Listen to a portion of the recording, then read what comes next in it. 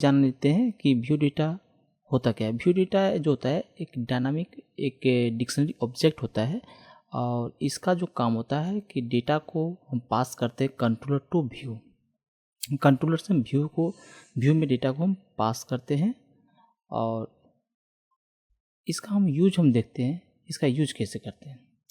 सबसे पहले क्या होता है कि व्यू डेटा कीवर्ड होता है, व्यू डेटा लिखेंगे, उसके अंदर इसका मैट्रिक्स ब्रैकेट होता है, इसके अंदर जो है कीप रखना पड़ता है, इसमें कुछ की पास करना पड़ता है। सब कुछ की हम डाल दिए .NET। अब इसमें हम एक वैल्यू पास करते हैं।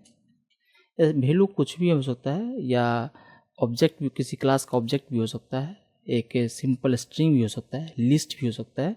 सबसे पहले हम जो है एक स्ट्रिंग देता हूँ इसमें।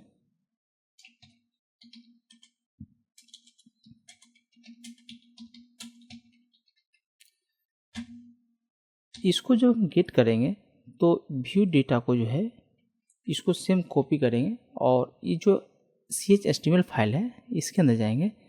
इसके लिए हम रेजर सिंटेक्स हम जब कुछ लिखते हैं तो सिंबल और इसको व्यू डेटा को हम रखेंगे। इसको हम जो है डिस्प्ले करके, इसको हम डिबग करके चेक करेंगे, इसको रन करके चेक करेंगे।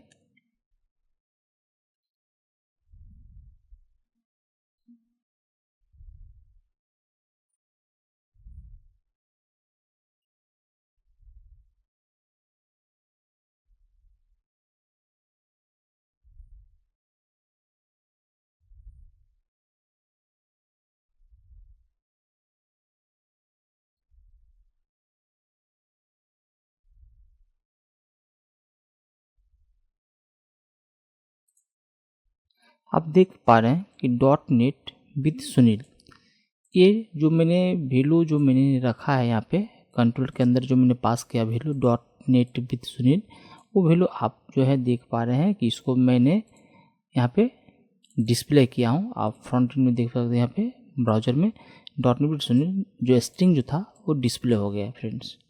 तो व्यू डेटा का हम लोग यूज इसी तरह से करते हैं। हम कंट्रोलर से डेटा जो है व्यू के अंदर जो हम डिस्प्ले करने के लिए हम इसका यूज करते हैं। व्यू में हम लोग temporary small amount of data जो है हम डेटा को होल्ड कर सकते हैं और इसका होल्ड जो करेंगे ये टेम्पोररी होल्ड होता है, सिंगल रिक्वेस्ट तक ही होल्ड होता है। ये जिसे हम लोग सेशन में डेटा को होल्ड कर रखते हैं उस तरह से इसमें होल्ड नहीं होता है फ्रेंड्स, सिंगल रिक्वेस्ट तक होल्ड होता है। आप यदि इस एक्शन मेथड में है, यदि आप उससे पहले दूसरे पेज में रिडायरेक्ट हो जाते हैं तो इसका अंदर जो डेटा जो व्यू डेटा जो सेट रहता है वो क्या होता है, रिसेट हो जाता है फ्रेंड्स। अब इसको हम देखते हैं कि इसमें एक ऑब्जेक्ट का डेटा हम किस तरह से रखते हैं। व्यू डेटा,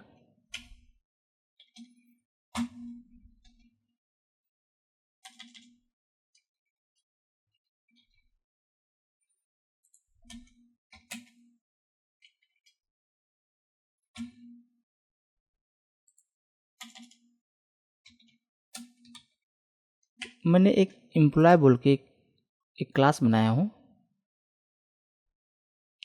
ये राइट क्लिक करेंगे,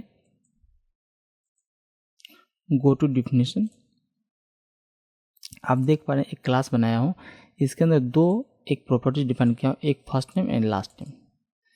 तो एक क्लास में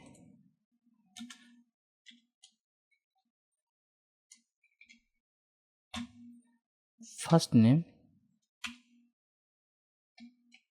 में हम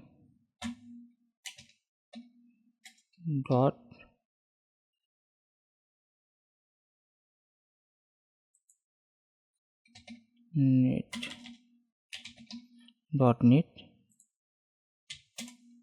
and last name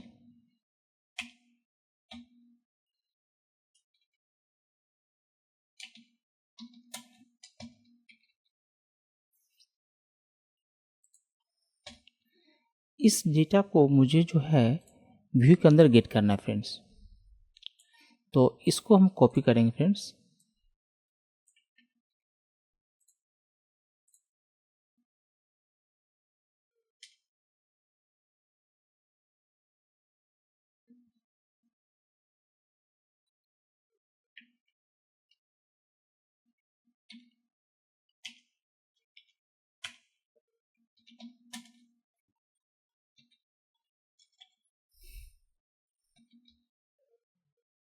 एक वेरिएबल डिक्लेयर किया हूँ, इसके अंदर जो है मुझे रखना है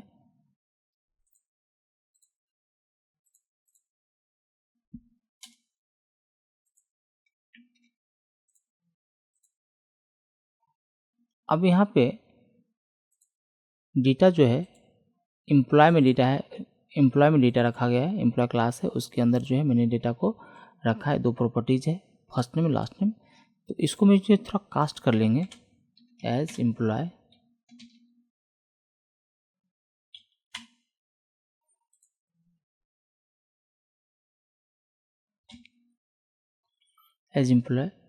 इसमें जो डेटा है इसको हम गेट करेंगे फ्रेंड्स। गेट करने के लिए @emp1 डॉट फर्स्ट नेम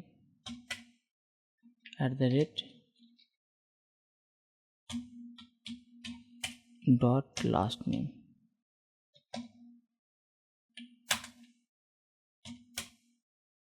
इस तरह से हम जो है वैल्यू को डिस्प्ले कर सकते हैं फ्रेंड्स।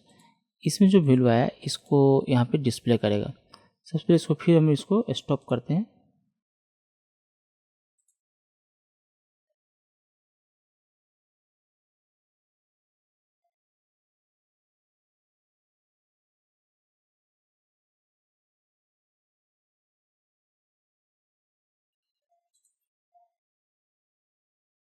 आप देख पा रहे हैं कि .NET विद सुनील सेमीकोलन यहाँ पे आ रहा है। यहाँ पे सेमीकोलन को हम लोग यूज नहीं करेंगे, ये सेमीकोलन यहाँ पे डिस्प्ले कर रहा है।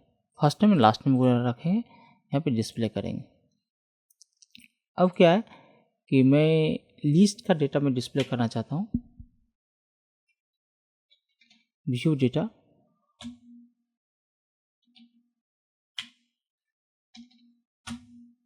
लिस्ट,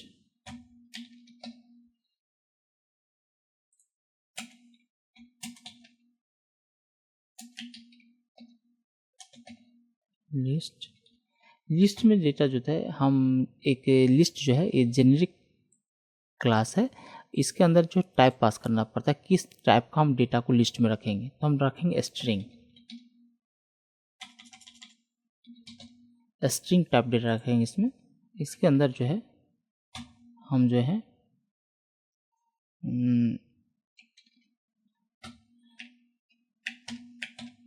C#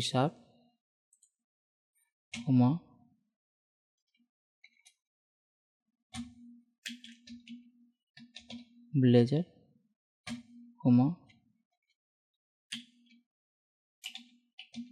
स्प्रिंग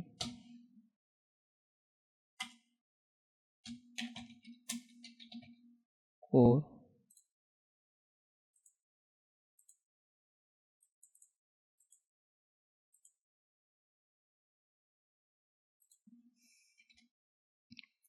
अब देख पा रहे हैं कि लिस्ट में डेटा को मैंने रखा है।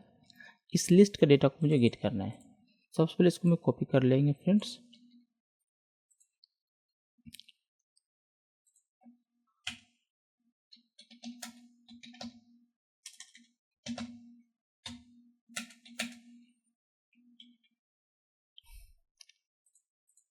एज कास्ट कर लेंगे।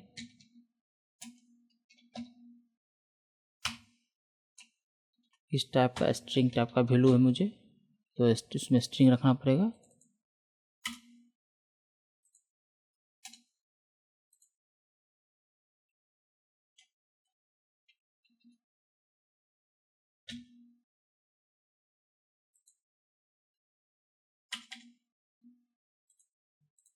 अब इसको डेटा को मुझे गेट करने के लिए एक चीज़ और इसमें मुझे जानना पड़ेगा फ्रेंड्स। तो कास्ट तो कर लिए हैं, तो इसके लिए जब हम डेटा को जब डिस्प्ले करेंगे, इसके लिए सबसे पहले इसको नल भी चेक करना पड़ता है। एक इफ कंडीशन लगाएंगे,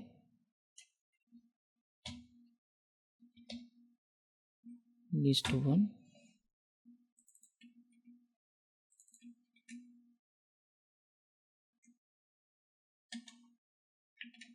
not equal to null.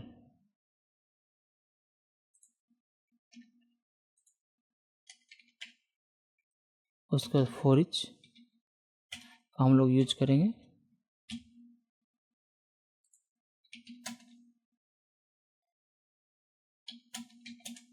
List. For each का हम लोग यूज करना इस तरह से हम लोग यूज करते हैं। इसके अंदर फिर बॉडी के अंदर बॉडी बनाते हैं, इसमें हम जो है इसको डिस्प्ले करते हैं @c। इसमें क्या हो रहा है कि लिस्ट का जो डेटा है सबसे पहले नल चेक करेगा। यदि हम जैसे इसमें नल चेक नहीं करते हैं तो बाय डिफ़ॉल्ट इसमें डेटा नहीं रहता है, व्यू डेटा में डेटा नहीं रहता है, लिस्ट में ब्लैंक रहता है। तो इससे क्या होता है, नहीं रहने के बाद जो है इसको क्या करेगा, एक्सेप्शन मार देगा, एरर।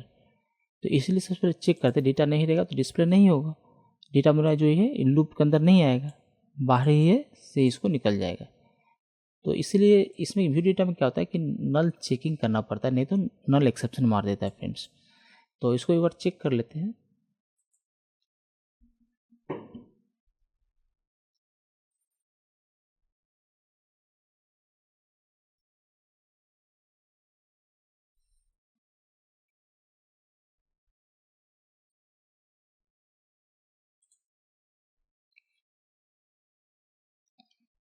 अब देख पा रहे हैं कि .NET with Sunil and C#, Blazor, ASP.NET Core।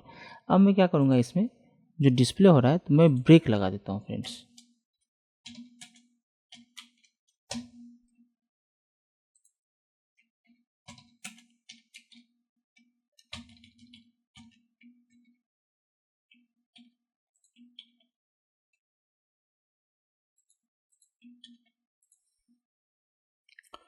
इससे क्या होगा कि ब्रेक लगाने से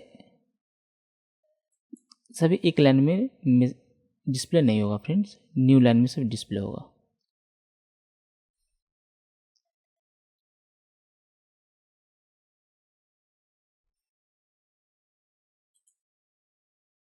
देख पा रहे हैं कि ये जो मेरा फर्स्ट जो मैसेज दिखा रहा है, ये सिंपल स्ट्रिंग जो मैंने दिया था वो, और ये मेरा सेकेंड जो है .NET विद सुनील जो है वो मेरा जो क्लास के अंदर जो मैंने वैल्यू पास किया था, उस स्टोर किया था, उस वैल्यू मुझे डिस्प्ले हो रहा है। ये मेरा लिस्ट का जो वैल्यू है वो डिस्प्ले हो रहा है। और एक चीज़ मुझे और इसमें बताना है फ्रेंड्स, आपने इस चीज़ में देखा कि डेटा को मैंने कंट्रोलर से व्यू में डेटा को मैंने डिस्प्ले सेंड किया, और दूसरी बात मैंने डेटा को एक ऑब्जेक्ट में जो डेटा डाला था उस डेटा को मैंने HTML में गेट किया।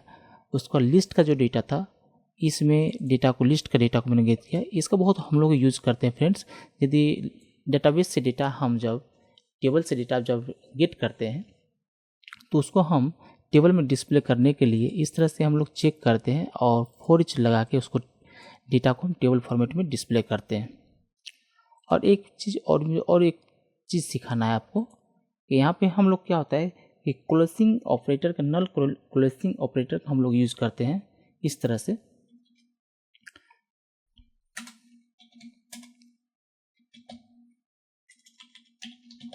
लिस्ट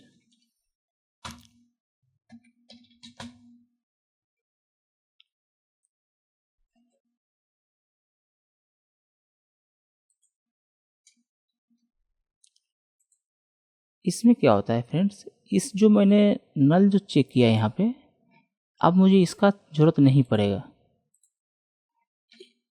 इसका मुझे ज़रूरत नहीं पड़ेगा।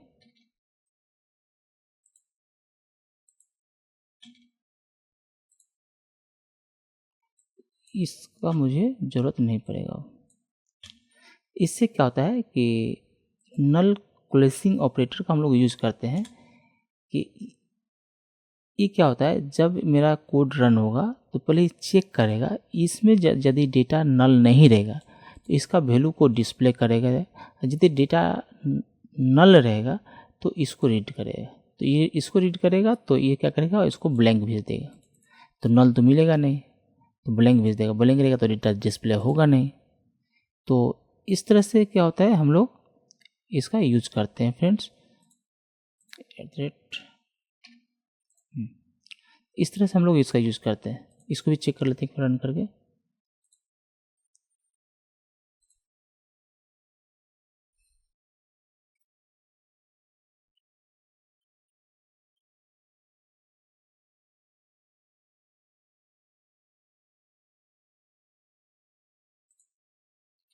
अब देख पा रहे हैं कि मेरा डेटा जो है सही से डिस्प्ले हो रहा है।